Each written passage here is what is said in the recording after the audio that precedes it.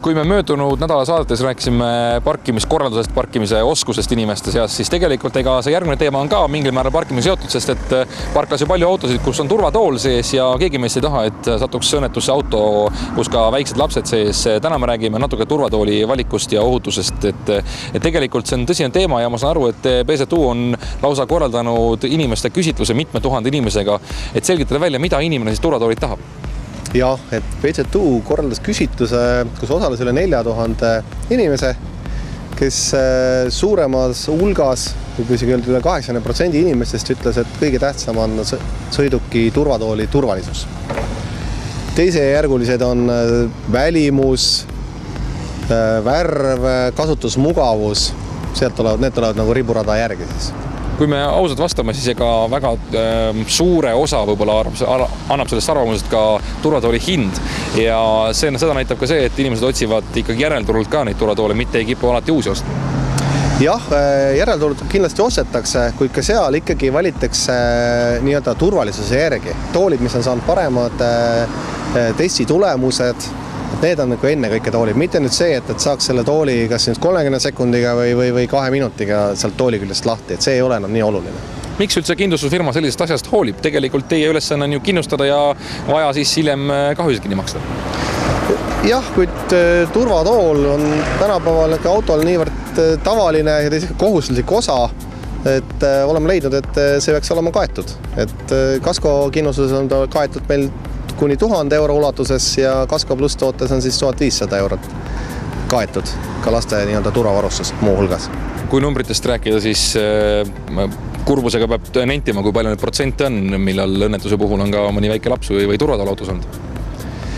See tegelikult ei ole väga suur, sest et vanemad, ütleme, inimesed, kellel on lapsed autos, sõidavad tõenäoliselt keskmisest ettevaatlikamalt ja niisugused väiksemad kõksud, kus auto sõiduk saab kannatada, seal ju tegelikult turvatooliga ei juhtu midagi. Õnneks väga suuri trassilisi õnnetusi, kus turvatool, kus lapsega peaks viga saama, on ikkagi vähe.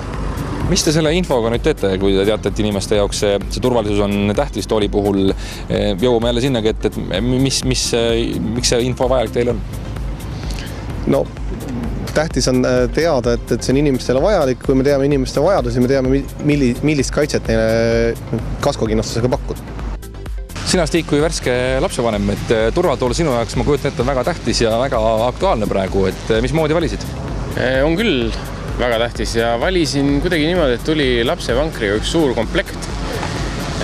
3 ühes siis nii-öelda kaasa ja minu arvates on väga korralik turvatool.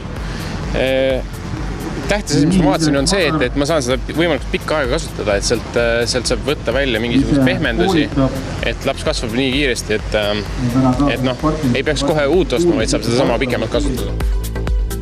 Me võtsime juba siin natukene selle turvatooli otsa nii-öelda lahti. Rääkisime kindlustuse seisukohast otseselt müüjaga. Me nendest turvatoolidest ei olegi väga ammu rääkinud. Kas turvatoolidel on ka mingisugune selline, nagu autoarenduses käib kogu aeg mingisugune protsess ja kuskilt mingit toodet arendatakse kogu aeg edasi? Ja, eks sellist peenhäälestust nagu selline moesena on ikka tehakse. Aga turvatool kui niisugune on muidugi ammu leiutatud, nii et midagi revolutsioonilist sellel turul ei toimu. Mugavamaks kindlasti lapse jaoks. Ja järjest ohutumaks, eks ole, püütakse neid teha. Et põhimõtteliselt need on ju 3 klassi, eks on sellised istmealused, siis suurematele lastele kaaluga kuni 36 kilogrammi, siis on siis klassikaline turvatool, mis käib siis kas auto enda turvarihmadega kinnitatakse või on tal siis see Isofix kinnitus, millega ta autosse kinnitub.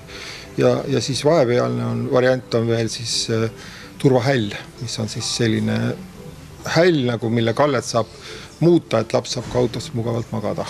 No mille pärast me seda lugu täna teeme tegelikult ongi see, et kas on mingid kindlad reeglid, mille järgi tuleb seda, üks vist on, ma saan aru, vanus ja ka kaal kuidagi sealt.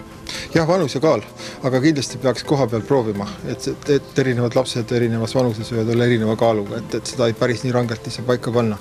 Üks asi, mida kindlasti peab vaatama, on see Euroopa Liidu standard, ohutuse standard, see 4404, et see peab kindlasti peal olema, et vastasel juhul ei tohiks seda üldse kasutada.